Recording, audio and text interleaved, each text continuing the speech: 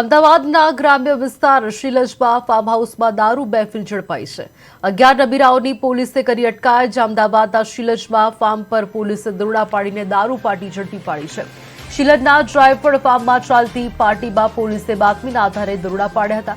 અમદાવાદના પોશ વિસ્તાર શિલજમાં ફરી દારૂ પાર્ટીમાં પોલીસે ભંગ પાડ્યો છે અને દારૂ હુક્કા સહિતનો મુદ્દામાલ પોલીસે જપ્ત કર્યો છે। 6 મહિલા સહિત 11થી વધુ લોકોની અટકાયત કરવામાં આવી છે।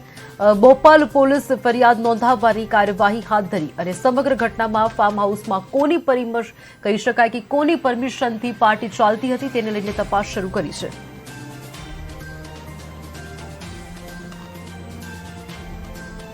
આ રેડમાં ટોટલ 20 લોકોની અટકાયત કરવામાં આવી છે। એ 20 લોકોમાં મેજોરિટી જે છે આફ્રિકન નેશનલ્સ છે, જેમાં સૌથી વધારે કેન્યાના લોકો છે અને તમામ લોકો જે અહીંયા જુદી જુદી યુનિવર્સિટીઝમાં ભણતા હતા અને અમદાવાદના જુદા જુદા વિસ્તારોમાં રહેતા હતા।